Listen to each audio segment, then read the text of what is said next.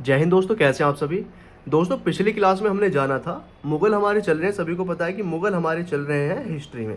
और मुगल में हमने बाबर के बारे में जान लिया है भाई। सबसे पहले तो हमें बाबर ही पढ़ना था। उसके बाद हमने किसके इसका जो बेटा था हुमायूं, हुमायूं को भी पढ़ लिया है, ठीक है ना। और आपको मैंने एक ट्रिक बताई थी इन मुगल शासकों को याद करने की, वो थी भादशाह, BHAJSA, भादशाह। इससे आपके 6 शासक याद हो जाएंगे, 1 2 3 4 5 6। यही वो शासक हैं। औरंगजेब, A4 औरंगजेब है यहाँ पर। औरंगजेब तक के शासक वह हैं जो इस मुगल साम्राज्य के महत्वपूर्ण शासक हैं, ठीक है ना। तो यही आपको ज़्यादा पढ़ने हैं। इसके बाद के जो शासक हैं उन्हें लेटर मुगल कहा जाता है, उन्हें बाद में पढ़ेंगे, ठीक है ना। तो बाबर हमने B4 बाबर हमारा कवर हो चुका है, हुमायूं हमारा कवर हो चुका है। अब ए से आते हैं। A4 कौन है? अकबर। यहाँ पर ए से किसका मतलब है? अकबर का। तो अब अकबर के बारे में पढ़ेंगे, उसके बाद जहांगीर, फिर शाहजहां, फिर औरंगजेब, ठीक है ना। अब आज की क्लास आपकी अकबर के लिए होने वाली है। और जब हम अकबर के बारे में पढ़ेंगे तो अकबर के साथ साथ हमें किसके बारे में पढ़ना पड़ेगा? महाराणा प्रताप जी के बारे में हमें साथ में ही पढ़ना पड़ेगा, ठीक है ना। महाराणा प्रताप जी, क्योंकि महाराणा प्रताप के बिना ये अकबर का टाइम पीरियड अधूरा है, ठीक है ना। क्योंकि महाराणा प्रताप जी हमारे देश के एक ऐसे वीर योद्धा हुए हैं जिन्होंने अकबर को मतलब कि नाको चने चबा दिए थे कुल मिला करके, ठीक है। तो इनके बारे में भी पढ़ेंगे। जो जो इंपॉर्टेंट चीज़ें होंगी सारी चीज़ें मैं आपको बताऊंगा, ठीक है भाई। तो अकबर आप हेडिंग डाल लेंगे ऊपर, सबसे ऊपर कि अकबर, ठीक है ना। तो अकबर का सबसे पहले तो टाइम पीरियड देखेंगे। तो हुमायूं का सभी को पता चल गया। हुमायूं के बारे में तो कोई कन्फ्यूजन रहा नहीं होगा किसी को, ठीक है। हुमायूं के बारे में किसी को कोई कंफ्यूजन नहीं होना चाहिए। तो सबसे ऊपर अब आप डाल लेंगे अकबर, अकबर। और इसका टाइम पीरियड डाल लेंगे, कोष्टक में डाल लिया करो, ठीक है ना। इसका टाइम पीरियड कब से कब तक रहा था? 1556 में वो मर गया था। कौन? हुमायूं। कैसे मरा था? लाइब्रेरी की सीढ़ियों से गिर करके मर गया था। शेरे मंडल नामक एक लाइब्रेरी थी, वहां से गिर करके मर गया था हुमायूं, ठीक है ना। उसके बाद अकबर राजा बना, शासक बना 1556 में, ठीक है भाई। और 1556 से कब तक रहा ये? 1605 तक। 1605 में इसकी मृत्यु होती है। तो 1605 तक ही ये शासक रहा अकबर, ठीक है भाई। अब अकबर के बारे में सारी चीज़ें हम पढ़ेंगे। आ जाइए सभी, जो भी मैं पॉइंट्स आपको लिखाऊंगा वो सारे आपको लिख लेने हैं, क्योंकि ये इंपॉर्टेंट हो जाता है शासक। अकबर एक इंपॉर्टेंट शासक है मुगलों का, ठीक है ना। इसको महान भी बोला जाता है, पता नहीं क्यों कहा जाता है, लेकिन इसको महान अकबरी भी कहा जाता है, ठीक है भाई। आइए, क्योंकि ये बाकी जो मुगल थे ना, बाकी मुगलों से थोड़ा अच्छा था। बाकी मुगलों से थोड़ा अच्छा था किसके प्रति? जो गैर मुस्लिम लोग थे, यानी कि हिंदू, ईसाई या जो भी गैर मुस्लिम थे। इसने बहुत सारे जो कर लगे हुए थे वो भी हटा दिए थे। तो इसी वजह से इसे एक ग्रेट शासक बोला गया था, ठीक है भाई। अकबर, आ जाओ। तो अकबर के बारे में सबसे पहले तो जान लो। देखो इसका जन्म कहाँ हुआ था। इसका जन्म कहाँ हुआ था? जन्म हुआ था इसका 1542 में हुआ था ये। और अमरकोट में हुआ था, ठीक है ना, अमरकोट में। अमरकोट में जन्म हुआ। एक राजा हुआ करते थे वीरसाल, तो वीरसाल राजा थे, उनके महल में हुआ था। तो ये भी आप लिख सकते हो, वीर साल राजा थे, उनके महल में किसका जन्म हुआ? अकबर का हुआ, अमरकोट में, ठीक है भाई। और डेट आपको याद नहीं रखनी, सिर्फ आपको ये ईयर्स ही याद रखनी है। मैं बार बार बोलता हूँ, अगर आप डेट भी याद रखेंगे तो आप कंफ्यूज हो जाएंगे। जैसे कि इसका जन्म अगर मैं बताऊँ तो 15 अक्टूबर को हुआ था। तो 15 अक्टूबर आपको याद नहीं रखना, सिर्फ 1542 याद रख लीजिए, काफ़ी है, ठीक है भाई। तो जन्म इसका आपको समझ में आ चुका है। अब देखो अब क्या हुआ 1542 में, ठीक है। अब 1556 में वो मरा था। कौन मरा था? हुमायूं। तो 1556 में इसका क्या हुआ? राज्याभिषेक हुआ, राज्याभिषेक हुआ। और कहां पर हुआ था इसका राज्याभिषेक? तो ये भी आपको याद रखना, कालनौर में हुआ था। कालनौर पंजाब में था ये उस समय। कालनौर, कालनौर में हुआ था, ठीक है। पंजाब, तो कहीं को लिख लो कि पंजाब में ये जगह पड़ती है कालनौर। और कब हुआ था? 1556 में हुआ था, क्योंकि ये मर चुका था हुमायूं 1556 में ही। और 1556 में ही ये शासक बना। लेकिन ये पूरी तरीके से शासक नहीं बना मुगल सत्ता का। क्यों? क्योंकि ये बाहर था, दिल्ली के आसपास नहीं था, आगरा के आसपास नहीं था। ये कहाँ पर था? ये पंजाब में था। तो वहाँ पर इसको छोटा था उस समय, ज़्यादा बड़ा नहीं था। 1542 में तो जन्म ही हुआ है इसका, और 1556 में ये राजा बन रहा है, ठीक है। तो ये इसका जो राज्याभिषेक हुआ, ईंटों का सिंहासन बना दिया गया था। ईंटों का सिंहासन वहीं पर, कहाँ पर? कालनौर में। और कह दिया गया कि भाई आज से तुम राजा हो, या आज से तुम शासक हो मुगल सत्ता के, ठीक है ना। मुगल साम्राज्य का आज से ये शासक बन चुका था 1556 से। और ईंटों का सिंहासन ही बनाया था, सिर्फ उसी पर इसको बैठा दिया था कि लो भाई तुम्हारा हो गया राज्याभिषेक, ठीक है, ठीक है। तो 1556 में ये पहली बार गद्दी पर बैठा था, इतना आपको ध्यान रखना है। क्लियर? चलो और देखो, इसका जो एक तरीके से बॉडी गार्ड था, या कहें कि इसका जो गार्जियन था, संरक्षण बोलते हैं, संरक्षक, इसका संरक्षक था जिसका नाम था बैरम खान। बैरम खां, ये एक ऐसा नाम है बैरम खां जिसने इसकी पूरी जिंदगी भर इसने सहायता की है, ठीक है ना, सारी मदद इसने की है, सभी चीजें इसने सिखाई है बैरम खां ने। किसको? अकबर को। क्यों? क्योंकि ये इसका संरक्षण था, ठीक है ना, टीचर भी था ये इसका बैरम खां, और सारी ही चीजें इसी से इसने सीखी थी बैरम खां से। लेकिन बैरम खां को आगे चल के यही मरवा देता है, वो मैं बताऊंगा कैसे कैसे मरवाता है, ठीक है। तो बैरम खां, अभी आपको नाम याद रखना है कि बैरम खां इसका संरक्षण था, ठीक है ना, संरक्षक था। क्लियर इतनी चीज? चलिए, आई होप आपको चीज़ें क्लियर हो गई होंगी। जो चीज़ें मैं लिखवा रहा हूँ इनको देखो नोट कर लिया करो, भले ही शॉर्ट नोट्स बना लिया करो, पॉइंट बना करके लिख लिया करो, लेकिन लिखा करो जरूर, ठीक है। चलो अब देखो और क्या क्या आपको ज़्यादा पॉइंट बना लेंगे, और जो मैं चीज़ें लिखवाऊंगा वही आपको लिए। सबसे पहले तो यही आपने लिख लिया कि बैरम खां की कस्टडी थी इस पर, यानी कि संरक्षण वही था बैरम खां, ठीक है ना।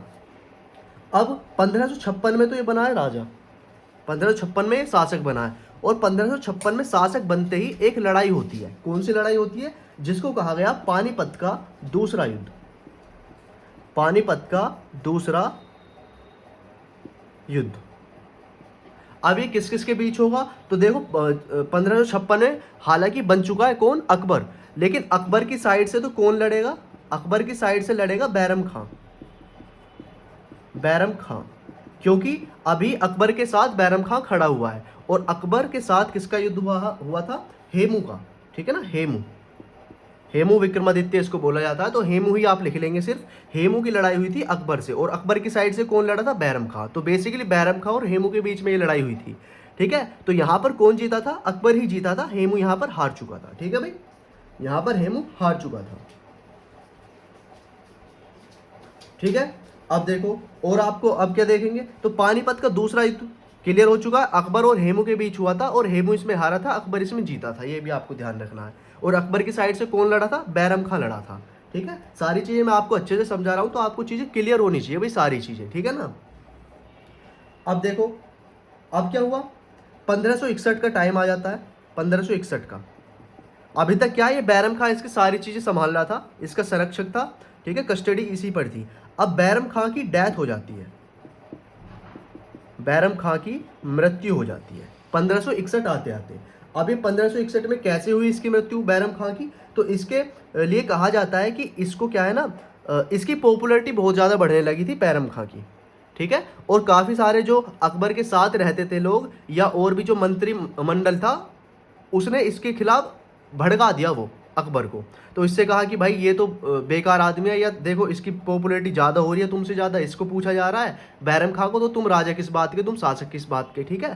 तो अकबर ने क्या सोचा, यार इसको हटाओ भाई, इसको हटाओ यहाँ से। तो इसने क्या किया, अकबर ने बैरम खां को पाटन में भेज दिया था, ठीक है ना, पाटन, गुजरात में भेज दिया, ठीक है ना, गुजरात भेज दिया था पाटन में बैरम खां को, ठीक है, भेजा। और वहीं पर इसने ही कहा जाता है कि अकबर ने एक षड्यंत्र रचा था इसको मरवाने का बैरम खां को, तो इसकी डेथ हो गई थी कुल मिलाकर के इस तरीके से, ठीक है ना। अब देखो बैरम खां का थोड़ा सा आपको फैमिली ट्री में समझा देता हूँ कि कैसे कैसे, क्योंकि इसका फैमिली ट्री भी थोड़ा सा इंपॉर्टेंट हो जाता है। क्योंकि बैरम खां की जो पत्नी थी, बैरम खां की जो पत्नी थी, उससे इसने शादी कर ली थी, ठीक है। बैरम खां के बारे में थोड़ी सी चीज़ें जानेंगे। बैरम खां, तो इसकी जो वाइफ थी, जो इसकी वाइफ थी बैरम खां की, उसका नाम था सलीमा बेगम,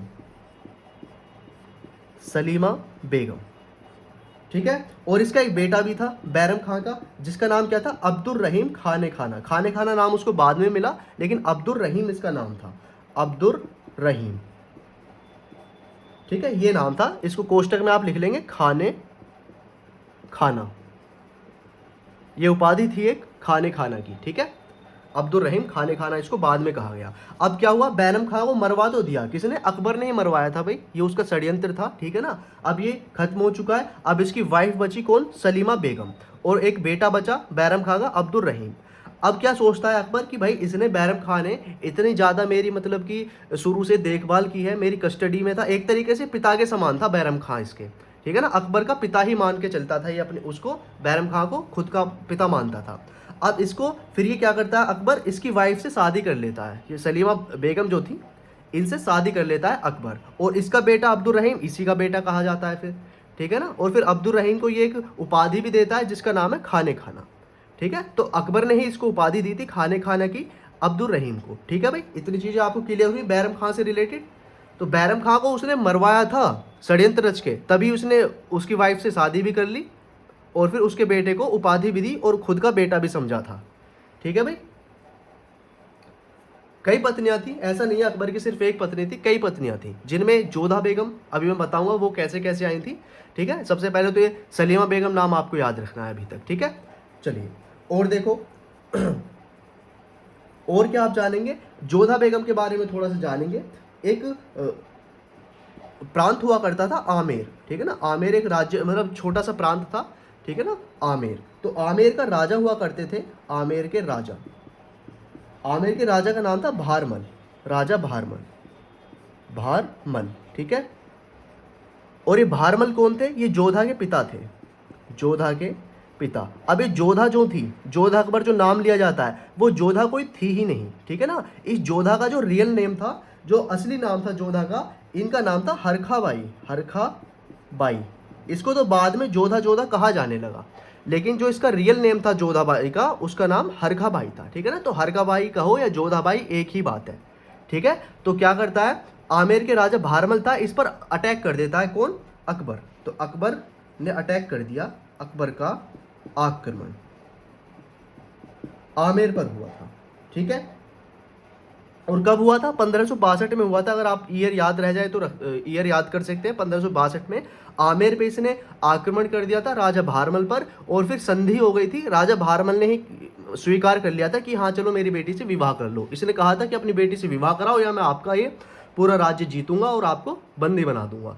तो ये हार गया था राजा भारमल। बेसिकली हारा क्या था, इसने लड़ाई स्वीकार ही नहीं की, लड़ाई नहीं है, इसने घुटने टेक दिए थे एक तरीके से राजा भारमल ने, ठीक है ना। संधि स्वीकार कर ली थी, जो इसका प्रस्ताव था, जो इसका ऑफर था अकबर का, वो इसने एक्सेप्ट कर लिया था कि चलो इसने इसकी बेटी से शादी करा दी फिर, ठीक है।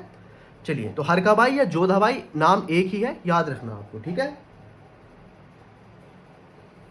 चलिए ये चीजें नोट कर लेंगे भाई सभी लोग। उसकी लड़की जो थी हरकाबाई, उन्हें ही जोधाबाई कहा जाता है, ठीक है, राजा भारमल की बेटी थी। अब देखिए, अब और क्या आप जानेंगे, जो 1560 से लेकर के 1562 तक का टाइम पीरियड है ना, 1560 से 1562 तक का, इसी के बीच तो बैरम खां मरा है, ठीक है। और इसी के बीच क्या हुआ है, जोधाबाई 1562 में आई है ना, जोधा या हरकाबाई। तो 1560 से 1562 का जो टाइम पीरियड है, इसका जो टाइम पीरियड है ये औरतों के शासनकाल में रहा था, ठीक है ना, औरतों के शासनकाल में, या इसको कहा जाता है स्त्रैण शासनकाल, यानी कि स्तर शासन लिख देता हूं पहले, शासन काल, स्त्रैण शासनकाल, यानी कि स्त्रियों का नेतृत्व रहा था पूरे राज्य पर। क्यों, क्योंकि अकबर इतना वो नहीं था कि हाँ सत्ता को चला पा रहा था ठीक से, तो एक तरीके से वो महिलाओं के ही नियंत्रण में रहता था अकबर। तो 1560 से 1562 का जो टाइम पीरियड है उसको स्त्रैण शासनकाल बोला जाता है, ठीक है ना। या फिर एक नाम और दिया जाता है इसको, पेटीकोट शासन भी इसको कहा जाता है। पेटीकोट शासन क्यों कहा गया, स्त्रियों से ही रिलेटेड है, क्योंकि स्त्रियों का इस समय पॉपुलैरिटी ज़्यादा थी मुगल साम्राज्य पर, ठीक है ना। या एक नाम इसको और कहेंगे, हरम दल, हरम दल, हरम दल का शासनकाल चलता था, ठीक है ना। हरम किसे बोला जाता था, स्त्रियों का जो रहता है ना उसी को हरम दल बोला जाता था भाई, ठीक है। पर्दा शासन भी इसको बोला जाता है, पर्दा शासन। तो सवाल आपके सामने कैसा आएगा, क्वेश्चन आपके सामने सिर्फ यही आएगा कि मुगलों का जो काल था, मुगलों का जो काल था उसमें ये स्त्रैण शासनकाल कब से कब तक रहा। तो 1560 से स्टार्ट हो गया था, 1562 तक रहा था बेसिकली, ठीक है ना। इतना आपको याद रखना है, ठीक है। चलिए अब देखो, इसके बाद आपको क्या आता है, अब जो एक इंपॉर्टेंट टाइम पीरियड है किसका, अकबर का, वो है 1576 का। अब 1576 पे हम जंप मारेंगे सीधे 1576 पर। यहां से हमारे महाराणा अकबर महाराणा प्रताप आ जाते हैं। कैसे कैसे आएंगे अभी समझेंगे, पहले आप बेसिक चीज जानो कि 1576 में क्या हुआ था। हल्दी घाटी का युद्ध हुआ था भाई, हल्दी घाटी का युद्ध। बहुत सारे युद्ध लड़े हैं अकबर ने, ऐसा नहीं है कि सिर्फ ये 2-3 ही युद्ध लड़े, बहुत सारे लड़े हैं। उनको विजय अभियान कहा जाता था, जहाँ जाता था जीतता चला गया और विजय अभियान उसके होते चले गए। तो हल्दी घाटी का युद्ध 1576 में लड़ा था इसने। और किस किस के बीच हुआ था? ये हुआ था भैया आपका, देखो हल्दी घाटी कहाँ पड़ती है, तो ये राजस्थान में पड़ती है, ठीक है ना। राजसमंद करके एक जिला है, वहाँ पर राजस्थान में पड़ती है हल्दी घाटी। किस किस के बीच हुआ? ये हुआ था अकबर के बीच, एक साइड तो अकबर था और दूसरी साइड कौन थे? हमारे महाराणा प्रताप जी थे। महाराणा प्रताप थे, दो लोग थे, अकबर वर्सेस महाराणा प्रताप, ऐसे ही लिखेंगे। और महाराणा प्रताप के बारे में अभी थोड़ी सी डिटेल में चीजें बताऊंगा, पहले इतनी ही चीजें जानो कि हल्दी घाटी का युद्ध अकबर और महाराणा प्रताप के बीच हुआ था। लेकिन अकबर जो था ना, वो बहुत ही, यानी कि इसके सामना नहीं आता था कभी भी। महाराणा प्रताप के कभी भी ठीक से सामने नहीं आया अकबर लड़ने के लिए। क्या होता था कि अकबर की साइड से कोई और लड़ता था, जैसे कि यहां पर अकबर की साइड से कौन लड़ रहा है? मानसिंह लड़ रहे थे, मानसिंह,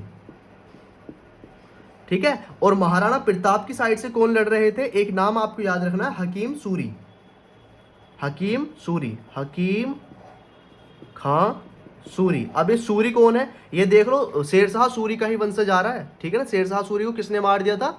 वो तो खुद ही मर गया था शेरशाह सूरी, लेकिन जो वो था हुमायूं, सिकंदर शाह सूरी, सिकंदर शाह सूरी को तो हरा दिया था हुमायूं ने, ठीक है, किसी की सहायता से। तो ये सूरी वंश वहीं से आ रहा है, ये हकीम खां उसी का था। तो ये किसके साथ मिल गया? महाराणा प्रताप के साथ मिल गया था। तो अकबर की साइड से तो मानसिंह रहा था, महाराणा प्रताप की साइड से कौन रहा था? हकीम खां रहा था। तो बेसिकली डायरेक्ट लड़ाई इन दोनों के बीच में ना होकर के अकबर और महाराणा प्रताप के बीच में डायरेक्ट लड़ाई नहीं हुई। ये दोनों आमने सामने नहीं आए हल्दी घाटी में। हल्दी घाटी में मानसिंह और हकीम खां आमने सामने थे, ठीक है। और कहा जाता है ये जो युद्ध रहा था आपका मानसिंह और हकीम खां के बीच का, ये बेसिकली बेकार रहा युद्ध, यानी कि अनिर्णायक युद्ध रहा। यानी कि मारकाट तो यहाँ पर बहुत मची, लेकिन अनिर्णायक युद्ध रहा यहाँ पर। ना तो कोई हारा था ना कोई जीता था, ठीक है। इतना भी आपको ध्यान रखना है कि हल्दी घाटी के युद्ध में ना कोई हारा ना कोई जीता था, अनिर्णायक युद्ध साबित रहा, ठीक है। चलिए, तो इतनी चीजें आपको समझ में आई हल्दी घाटी के युद्ध में। तो आगे से याद रखेंगे ना, हल्दी घाटी के युद्ध में अकबर डायरेक्ट नहीं लड़ा था, अकबर की साइड से कौन था? मानसिंह था, ठीक है। चलिए अब देखो और क्या क्या काम किया इसने। अकबर के कुछ काम लिख लो, अभी महाराणा प्रताप के बारे में पढ़ेंगे डिटेल में, ठीक है ना। लेकिन अभी पहले अकबर को कवर कर लेते हैं थोड़ा सा। अकबर के कुछ काम थे, जो इंपॉर्टेंट काम थे वो जान लो। तो अकबर के काम में सबसे पहले तो आपको देखना है कि इसने कुछ चीजें हटा दी, जैसे कि एक नाम आपको याद रखना है, दातीज। ये ट्रिक है, दातीज, ठीक है ना, दातीज, ये नाम याद रखना है। इससे क्या क्या आपको 3 चीजें क्लियर होंगी। क्या? दा से तो याद होगी आपको दास प्रथा, ठीक है ना। दा से दास प्रथा इसने खत्म कर दी। ती से क्या किया? इसने तीर्थ कर खत्म कर दिया, जो हिंदुओं पर तीर्थ कर लगता था वो खत्म कर दिया। और जा से क्या? इसने जजिया कर भी खत्म कर दिया, भाई जजिया कर भी इसने हटा दिया था, ठीक है। तो 3 इसके काम याद हो गए हैं सिर्फ एक वर्ड से, जिसका नाम है दातीज। अब ये दास प्रथा कब खत्म हुई? सन याद रख सकते हो, 1962 में ही कर दी थी ये तो खत्म इसने। फिर ये 63 में की, 1963 में तीर्थ कर खत्म कर दिया था, और 1964 में जजिया कर खत्म कर दिया था। यानी कि लगातार ईयर है, याद हो जाएंगे इजी से, ठीक है। चलिए और देखो, और आप क्या क्या याद रखेंगे? आप रखेंगे इसने क्या क्या करवाया।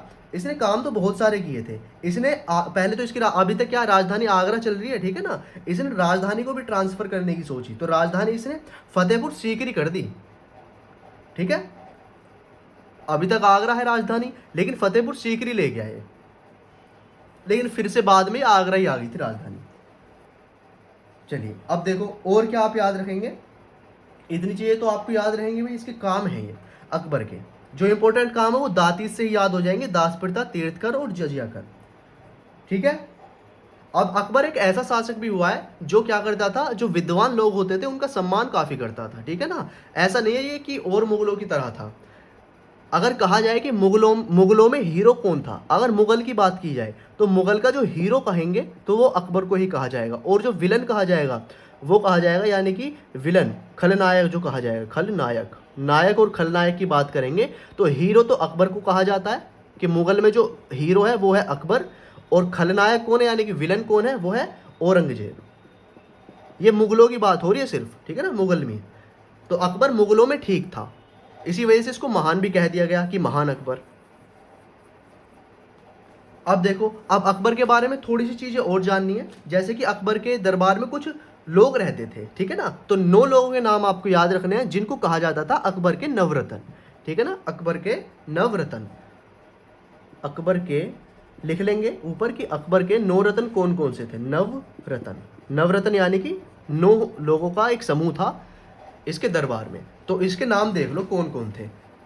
तो सबसे पहले मैं नाम लिख देता हूँ भाई, नाम इंपॉर्टेंट है, ठीक है ना। ये नाम आपको थोड़े से याद कर लेना है। काफी बार ऐसे आते हैं क्वेश्चन में कि निम्नलिखित में से कौन सा अकबर के दरबार में नवरत्नों में से नहीं था, ठीक है। इस तरीके से आपके सामने ऑप्शन भी काफी सारे आएंगे। तो नाम है जो नवरत्न थे, 1 2 3, सिर्फ नाम ही याद रख लो काफी है, वही 3 4 5 6 7 8 और 9। सबसे पहले नाम याद रखेंगे बीरबल, ठीक है ना। महेश दास इनका नाम था भाई। बीरबल का नाम क्या था, बेसिकली महेश दास नाम था, लेकिन इनको बीरबल कहाँ, जब ये अकबर के दरबार में आ गया उसी के बाद इसका नाम क्या पड़ा, बीरबल पड़ा। तो सबसे पहले तो बीरबल ही लिख लो, एक सेकंड रुको। हाँ, सबसे पहले लिखो बीरबल, ठीक है। फिर लिखोगे टोडरमल, टोडरमल। महेश दास लिख सकते हैं कोष्टक में, ठीक है ना, MD में लिख देता हूँ महेश दास। फिर टोडरमल आपको याद रखना है। अब मैं आपको सिर्फ बताऊंगा ये कौन कौन थे। तो बीरबल कौन था, ये अकबर ने इसे क्या किया था, एक तरीके से जब घूमते थे ये लोग, शासक तो था ही अकबर, तो घूम रहा था अपने राज्य में, तो इसने इसकी एक हाजिर जवाबी देख लिया, यानी कि इसे लगा ये दिमागदार आदमी है बहुत ज़्यादा, कुछ इसके वो भी लिए थे इसके टेस्ट। फिर ये अपने दरबार में बुला लिया था बीरबल, तो तब से इसका दरबारी हो गया, ठीक है, बीरबल। उसके बाद टोडरमल आता है। टोडरमल को भी आपको याद रख लेना है, ये एक तरीके से वित्त मंत्री का काम करता था टोडरमल, ठीक है। तीसरे नंबर पे आता है मानसिंह। अब मानसिंह कौन था, तो ये लगा लो कि जोधा जो थी, यानी कि अकबर की जो वाइफ थी, हरखाबाई कहो या जोधाबाई कहो, मानसिंह की बुआ लगती थी, ठीक है ना, मानसिंह की बुआ लगती थी। और ये कौन था, सेनापति भी था अकबर का, ये अकबर का कमांडर भी था मानसिंह। उसके बाद याद रखना है तानसेन।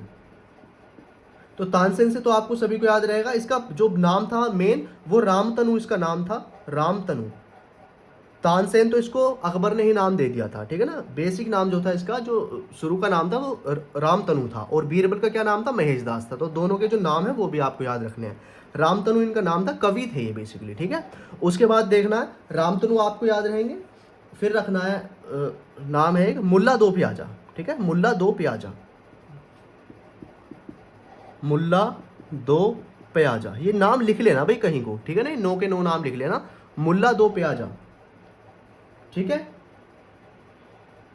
अब देखो प्याजा, इसे मुल्ला, इसका नाम मुल्ला ही था, ठीक है ना, मुल्ला जी इसको कहा जाता था। लेकिन इसका जो प्याजा नाम है, इसको प्याज से बहुत ज़्यादा प्यार था, तभी इसका नाम प्याजा पड़ा है, ठीक है ना। मुल्ला दो प्याजा, प्याज से प्यार करता था, प्याज इसको पसंद थी काफ़ी, तो इसी वजह से इसका नाम मुल्ला दो प्याजा हो गया। उसके बाद देखो एक है फैजी। फैजी नाम आपको याद रखना है। फैजी भी इनके दरबार में ही रहते थे, ठीक है। और कौन थे ये अबुल फजल जो है ना, तो सबसे पहले तो अबुल फजल ही लिख लो। एक अबुल फजल है, अबुल फजल भी इसके दरबार में रहते थे, अबुल फजल, ठीक है। अबुल फजल के बारे में एक बात याद रखनी है, इसने अकबरनामा जो है उसको फारसी में लिखा था, ठीक है ना, और आईने अकबरी की रचना की थी इसने। तो साइड में को लिख लो कोष्टक में कि इन्होंने क्या की थी, आईने अकबरी की रचना की थी, आईने अकबरी, ठीक। अपने हिसाब से लिख लेना भाई, पॉइंट बना करके। अबुल फजल ने आईने अकबरी की रचना की थी, जिसे अकबरनामा भी कहा जाता है, ठीक है। अब देखो अबुल फजल हो गए। अब है एक नाम फैजी, फैजी। अब ये फैजी कौन थे, तो फैजी अबुल फजल के बड़े भाई थे, ठीक है ना, अबुल फजल के बड़े भाई थे फैजी, ये भी आपको याद रखना है। अब देखो एक नाम आपको याद रखना है, हकीम हुमाम, हकीम हुमाम, एक नाम ये हो गया हकीम हुमाम, ठीक है। चलो और देखो एक नाम और आपको याद रखना है सिर्फ, जिसका नाम है अब्दुर रहीम। वही अब्दुर रहीम, देखो मैंने आपको बताया था अब्दुर रहीम कौन था, अब्दुर रहीम, रहीम।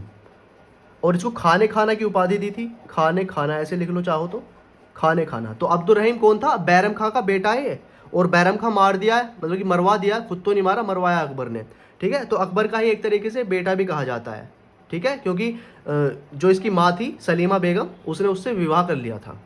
तो अब्दुल रहीम को खाने खाना की उपाधि दी थी किसने? अकबर ने। चलो, बैरम खां का पुत्र था, कोष्टक में लिख सकते हो ये बैरम खां का पुत्र था। ठीक है, तो ये हो गए हैं अकबर के नवरत्न आपके। ठीक है, क्लियर? तो अकबर के बारे में इतनी चीजें जाननी थी भाई, सारी चीजें जो थी इंपोर्टेंट वो सारी मैंने आपको बता दी है। ठीक है, बताओ किसी का कोई डाउट हो तो भाई कमेंट में भी आप डाल सकते हैं, मैं बाद में देख लिया करूँगा कमेंट्स को और आपके रिप्लाई भी कर दूंगा। ठीक है, तो इसको नोट कर लो सबसे पहले तो आप लोग।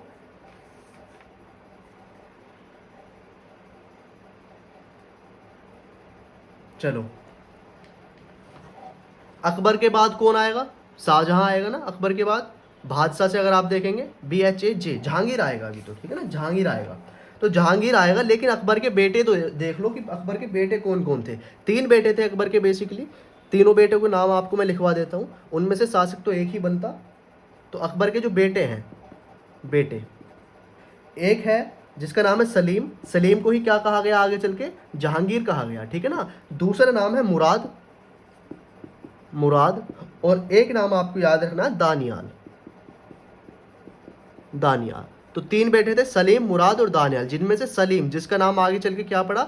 जहांगीर, यही पड़ा और यही शासक बना मुगल सत्ता का। ठीक है भाई, बस इतनी चीजें जाननी है आपको। इसकी मृत्यु देख लो, अकबर की जो मृत्यु हुई थी वो कब हुई थी? ये 1605 में मर गया था भाई अकबर। अकबर की मृत्यु कब हुई थी? 1605 में हुई थी। और कैसे हुई थी? तो इसको पेचिस, एक बीमारी होती है, वो हो गई थी, तो पेचिस से इसकी मृत्यु हुई थी। ठीक है ना, पेचिस से मर गया था ये। क्लियर? ये चीजें आपको क्लियर हो गई होंगी सारी अकबर के बारे में। अब अकबर पढ़ा है और हम महाराणा प्रताप जी को भूल जाएं, ऐसा तो नहीं हो सकता। ठीक है ना, अब इनको मैं साफ करता हूं, अब आपको बताता हूं महाराणा प्रताप जी के बारे में। ठीक है, जो चीजें इंपॉर्टेंट है महाराणा प्रताप के बारे में सारी मैं आपको बताऊंगा। और यहाँ तक आपका कोई भी डाउट है किसी का तो कमेंट में आप डाल सकते हो भाई। ठीक है ना, अकबर के बारे में तो आई होप कोई डाउट होगा नहीं अकबर के साथ। अब आते हैं महाराणा प्रताप। तो ऊपर आप हेडिंग डाल लेंगे महाराणा प्रताप, वीर महाराणा प्रताप। वीर क्यों बोल रहा हूं अभी आपको पता चलेगा, वीर महाराणा प्रताप।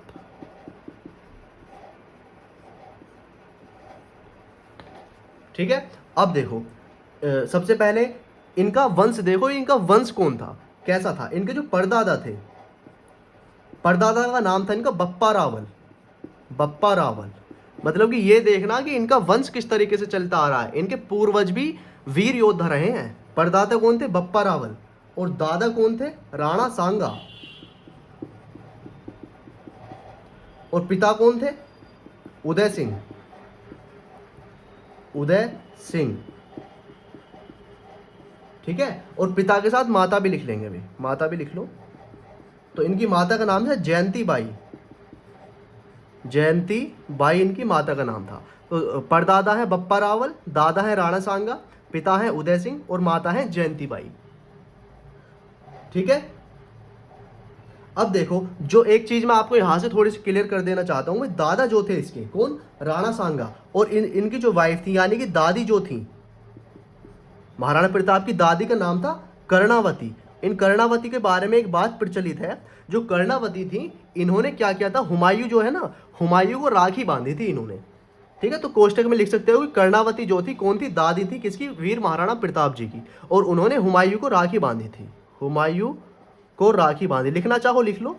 ठीक, कई बार आ जाता है, आता तो नहीं है लेकिन एक जनरल नॉलेज के लिए आपको जरूर लिखना चाहिए ये। ठीक है, एक हेल्प मांगी थी इन्होंने, कर्णावती ने हुमायूं को राखी भेजी थी एक हेल्प के तौर पर कि भाई हमारी हेल्प करो आप, लेकिन इसने हेल्प की भी नहीं थी, हुमायूं ने हेल्प नहीं की थी इनकी। चलो, तो इतना आपको फैमिली इनकी समझ में आ गई है, इनकी आपको फैमिली समझ में आ गई होगी। ठीक है, अब देखो इनका जो वंश है वो भी देख लेंगे। सिसोदिया वंश के हैं ये, सिसोदिया वंश है ये, सिसोदिया वंश।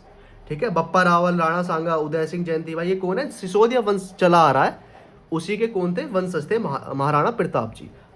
अब देखिए और क्या क्या चीजें जाननी है, जो इंपॉर्टेंट चीजें। अब आते हैं इंपॉर्टेंट चीजों पर जो महाराणा प्रताप के बारे में आपको जाननी है। एक आपको याद रखना है, इनका जो जन्म हुआ था, अब जन्म के बारे में बात कर लेते हैं। जन्म, इनका जन्म हुआ था 3 मार्च, अगर नहीं, जन्म इनका 3 मार्च तो नहीं हुआ था, एक सेकेंड, इनका जन्म आप कुंभलगढ़ में हुआ था, ठीक है ना, इतना याद रखना है। जन्म जो हुआ था कुंभलगढ़ में हुआ था, कुंभल राजस्थान में, ये कुंभलगढ़, वहीं पर इनका जन्म हुआ था, ठीक है।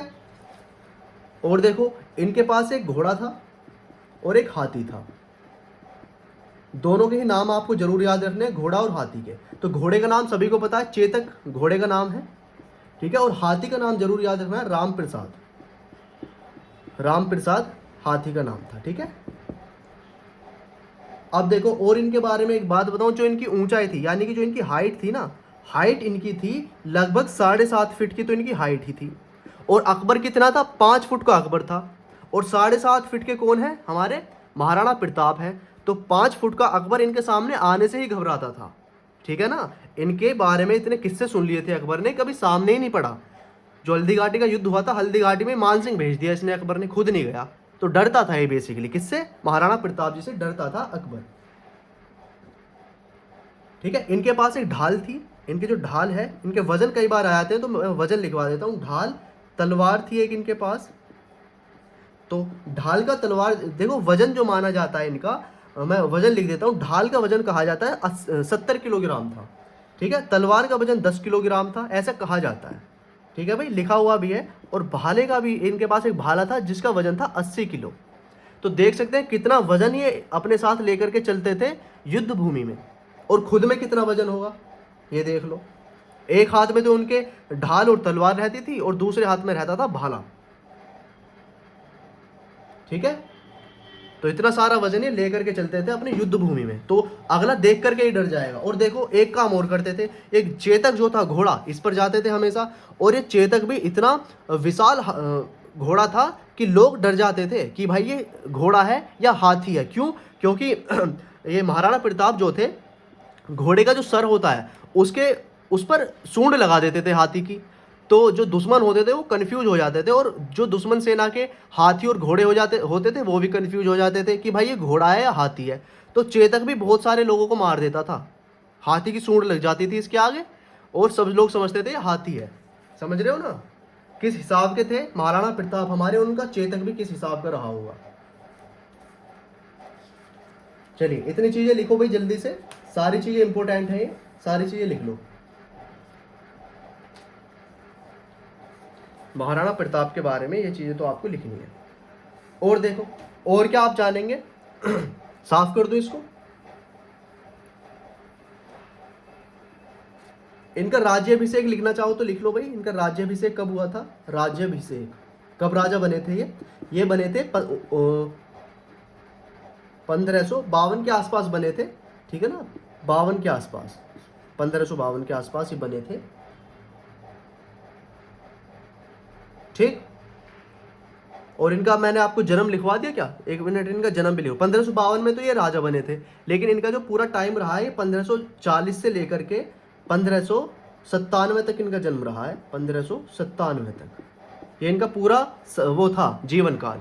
1540 से लेकर के 1597 तक इनका जीवन काल रहा था, ठीक है। लिख लेंगे कहीं को इनका जीवन काल भी, जहां पर आपने जन्म लिखा है ना, कहां पर हुआ था जन्म, कुंभलगढ़ में, है ना, तो वहीं पर लिख लो कि इनका जीवन काल भी 1540 से लेकर के 1597 तक रहा है। राज्याभिषेक इनका 52 में हुआ था, 1552 में, ठीक है।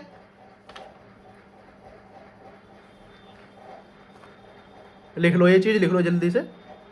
और चेतक का कई बार कलर भी पूछ लिया जाता, तो चेतक इनका हल्का नीला रंग था घोड़े का, ठीक है ना, घोड़े का रंग भी पूछ लिया जाता है। ये मैं बहुत डिटेल में बता रहा हूँ आपको चीजें महाराणा प्रताप के बारे में, क्योंकि बार बार आप नहीं पढ़ोगे महाराणा प्रताप के बारे में, और अकबर पढ़ रहे हैं तो तभी मैं आपको महाराणा प्रताप के बारे में सारी चीजें बता रहा हूँ, ठीक है ना। अब देखो, और हल्दी घाटी तो आप समझ ही गए होंगे भाई, हल्दी घाटी, हल्दी घाटी का युद्ध तो आपको पता ही चल गया, मैंने अकबर में बता दिया कब हुआ था ये हल्दी घाटी का युद्ध, 1576 में हुआ था, 1576 में, ठीक है ना। 18 जून को हुआ था, जून वून याद मत रखो, बस 1576 याद रख लो। यहाँ 1576 में हल्दी घाटी का युद्ध हुआ था महाराणा प्रताप, मैंने बता दिया आपको, महाराणा प्रताप के बीच में और अकबर के बीच में। और ये इनडायरेक्ट युद्ध था। डायरेक्ट किस किस के बीच में हुआ था? मान सिंह और हकीम खां के बीच में डायरेक्ट युद्ध था ये। हकीम खां, यानी कि आमने सामने जो आए वो हकीम खां और मान सिंह आए। अकबर की साइड से मान सिंह थे, राणा प्रताप की साइड से हकीम खां थे। और अनिर्णायक युद्ध रहा था, यानी कि ना तो कोई जीता इसमें ना कोई हारा, लेकिन मारकाट बहुत मची, ठीक है। हल्दी घाटी में कहा जाता है हल्दी घाटी की जो भूमि है वो आज भी लाल है, इसी वजह से मारकाट वहां पर काफी ज्यादा मची थी, काफी लोग मरे थे। अब देखो, अब आपको और क्या चीजें याद रखनी है महाराणा प्रताप के बारे में, वो देख लेंगे।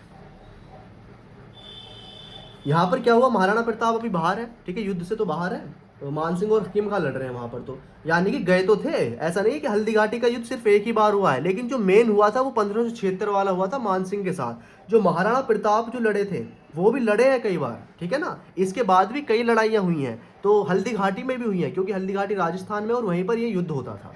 तो उसके बाद एक और इनके साथ ऐसा युद्ध हुआ जहाँ से ये क्या हुए, इनको निकलना पड़ा, ठीक है, वहां से इनको निकलना पड़ा अपने घोड़े चेतक के साथ। तो चेतक आपको पता है कि चेतक के चोट लग गई थी उसके, है ना, पैर में उसकी चोट लग गई थी, लेकिन उसने जो घाटी थी एक पार करा दी थी महाराणा प्रताप को, लेकिन खुद ने दम तोड़ दिया था बेचारे ने, तो चेतक वहां पर मर गया था, ठीक है ना। चेतक की वहां पर मृत्यु हो गई थी। लेकिन इसके बाद क्या हुआ, जो महाराणा प्रताप निकल आए थे, सुरक्षित वापस आ गए थे उस युद्ध से, तो वहां पर ये फिर कहाँ पर रहे, उसके बाद ये भीलों के साथ रहे, ठीक है ना। सुरक्षित निकलने के बाद भीलों के जंगलों में रहे, बेसिकली ऐसे लिख लो, जंगलों में इन्होंने समय व्यतीत किया, जंगलों में रहे, ऐसे लिख लो, ठीक है। अभी जंगलों में रह रहे हैं और भीलों के साथ रह रहे हैं, भीलों के साथ यहां से प्लानिंग कर रहे हैं कि भाई इन मुगलों को कैसे खदेड़ा जाए, है ना। अभी जंगलों में आ चुके हैं, और जंगल तो इनका है ही, क्योंकि शुरू से बचपन से ही जंगलों में रहे हैं, ठीक है। अब क्या है, भीलों के साथ है, यहां पर ये प्लानिंग करते हैं। क्या प्लानिंग करते हैं कि जो मुगल होते हैं, अब ये युद्ध जो है ना इस तरीके का बन गया था, मुगल में अकबर ही है और राणा प्रताप, इनके बीच का युद्ध इस तरीके का हो गया है। मुगल जो थे ये दिन में अपनी क्या करते थे, दिन में मारकाट मचाते थे, या कहें कि दिन में युद्ध लड़ते थे और राज्यों को हथियाते थे, लेकिन रात के समय महाराणा प्रताप एक्टिव हो जाते थे। और एक युद्ध का नाम याद रखना आपको, गोरिल्ला छापेमार, गोरिल्ला छापेमार, यानी कि रात में छिप करके मार देते थे। मुगलों को काटा इन्होंने खूब, ठीक है ना, क्यों, और रात में काटा। तो एक चीज मतलब कि दिन में तो ये मुगल रहे एक्टिव, और रात में एक्टिव कौन रहे, महाराणा प्रताप एक्टिव रहे। तो और गुरिल्ला छापेमार एक युद्ध नीति होती है, उसके माध्यम से इन्होंने मुगलों का मतलब कि किया था थोड़ा सा, ठीक है। समझ में आ गई इतनी चीज आपको, इतनी चीज आपको समझ में आ गई होगी। चलो अब देखो, साफ करो इसको, और क्या चीजें आपको जाननी है महाराणा प्रताप के बारे में। हालांकि इतनी चीजें काफी है महाराणा प्रताप के बारे में जानने के लिए, ठीक है ना। और ज्यादा डीप में जानेंगे वो आपका सिलेबस का पार्ट नहीं है, ठीक है ना, डीप में जानने लायक। लेकिन और भी जो चीजें हैं मैं आपको बता देता हूं, जैसे कि एक 1582 में दिवेर का युद्ध हुआ था, दिवेर का युद्ध, दिवेर का युद्ध। अभी दिवेर का युद्ध क्या है, इसको क्या कहा जाता है, मैराथन ऑफ मेवाड़ कहा जाता है, मेवाड़ का मैराथन, मेवाड़ का मैराथन, मेवाड़। बहुत दिन चला था ये मैराथन। और मैराथन का मतलब क्या होता है, एक रेस होती है, बहुत लंबी रेस होती है ना, उसी को मैराथन कहा जाता है। तो बहुत लंबा चला था ये दिवेर का युद्ध, इसी वजह से इसे क्या कहा गया, मेवाड़ का मैराथन कहा गया। तो कई बार क्वेश्चन आ जाता है इसमें, क्या आ जाता है कि मेवाड़ का जो मैराथन है वो कौन सा युद्ध है, तो दिवेर का युद्ध हुआ था 1582 में हुआ था, इसी को कहा जाता है। इस युद्ध में क्या किया था, इस युद्ध में लगभग 30,000 मुगलों को मार दिया था। किसने, महाराणा प्रताप ने लगभग 30,000 मुगलों को मारा। लिख सकते हैं, महाराणा प्रताप ने मारा था, ठीक है ना। उनकी सेना, अकेले नहीं थे, सेना होती थी पूरी। जितने हल्दी घाटी में मरे थे उससे ज्यादा यहाँ पर मर चुके हैं। हल्दी घाटी में बहुत ज्यादा मारकाट मची थी, ठीक है ना, लेकिन उसके बाद यहाँ पर भी बहुत ज्यादा मारकाट मची, उससे ज्यादा तो यहाँ पर मारकाट मची थी, कहाँ पर, दिवेर के युद्ध में। लेकिन दिवेर का युद्ध ज्यादा पॉपुलर नहीं हुआ, हल्दी घाटी को ज्यादा पूछा जाता है, ठीक है ना। तो दिवेर का युद्ध भी आपको याद रखना है। मेवाड़ का मैराथन इसको कहा जाता है, बहुत लंबा चला था ये, इसी वजह से इसको मैराथन कहा गया, ठीक है।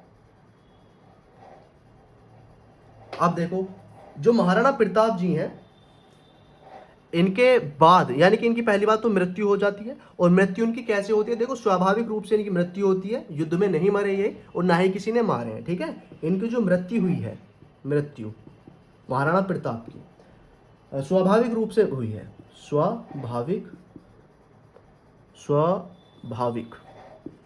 यानी कि खुद की मौत मरे हैं, स्वाभाविक रूप से हुई। और कब हुई, जो इनका टाइम पीरियड मैंने बताया, यानी कि 1540 से रहे, और कब तक रहे थे, 1597 थे, तो 1597 में ही इनकी मृत्यु हो गई थी, 1597, ठीक है। तो लिख लेंगे इनकी डेथ भी कैसे हुई, स्वाभाविक रूप से हुई थी। इनके बाद क्या हुआ, जो महाराणा प्रताप के पुत्र थे, इनके पुत्र का क्या नाम है, इनके पुत्र का नाम आपको जरूर याद रखना है थोड़ा सा, अमर सिंह, ठीक है ना, अमर सिंह। अब अमर सिंह क्या है, राजा तो बने मेवाड़ के, लेकिन इन्होंने काफी संघर्ष किया अमर सिंह ने, उसके बाद जाकर के मेवाड़ के शासक बने थे, ठीक है ना। तो इतना आपको टाइम पीरियड सारा हो चुका है किसका, महाराणा प्रताप जी का। ये चीज जाननी थी महाराणा प्रताप के बारे में, ठीक है भाई। तो अकबर हमने जान लिया है, मुगलों में हमारा अकबर चल रहा है, और अकबर के ही समकालीन कौन थे, महाराणा प्रताप थे, तभी हमने महाराणा प्रताप और अकबर को साथ लेकर के चला है। तो आपने भाषा से BHAJSA, तो आपने 3 कवर कर लिए, यानी कि आपके बाबर हो चुका है, हुमायूं हो चुका है और अकबर हो चुका है। अब जहांगीर, शाहजहां और औरंगजेब के बारे में हम पढ़ेंगे, ठीक है। इतनी चीजें आई होप आपको सारी क्लियर हो गई होंगी जो मैंने आपको बताई हैं, ठीक है। तो भाई शेयर कर देंगे जरूर क्लास को, अगर आपको क्लास अच्छी लगे तो क्लास को शेयर जरूर कर देंगे। और हिस्ट्री आपकी देखो जल्दी से जल्दी कवर होगी, और उसके बाद GK GS का सारा पार्ट मैं आपको कवर कराने वाला हूँ, और भी सब्जेक्ट्स का, ठीक है। और प्लेलिस्ट आपको देखो बना दी है मैंने हिस्ट्री की, और प्लेलिस्ट का क्या नाम है, प्लेलिस्ट का नाम है हिस्ट्री बाय उदित राज सक्सेना, ठीक है ना, ये आपकी प्लेलिस्ट का नाम भी है। तो इसी में मैं डालता जा रहा हूँ जितने भी मैं आपकी क्लासेस करा रहा हूँ हिस्ट्री की, ठीक है। तो इस वाली प्लेलिस्ट में जाकर भी आप अपने सिलेबस कवर कर सकते हैं, ठीक है भाई। और देखिए लाइक करेंगे भाई, सभी लोग लाइक जरूर कर देंगे क्लास को। अगर आपको क्लास अच्छी लगे तो क्लास को लाइक जरूर करेंगे। पहली बार अगर आप चैनल पर हैं तो चैनल को सब्सक्राइब जरूर कर लेना, ठीक है। चलिए थैंक यू सो मच दोस्तों, मिलते हैं अगली क्लास में। जय हिंद, वंदे मातरम।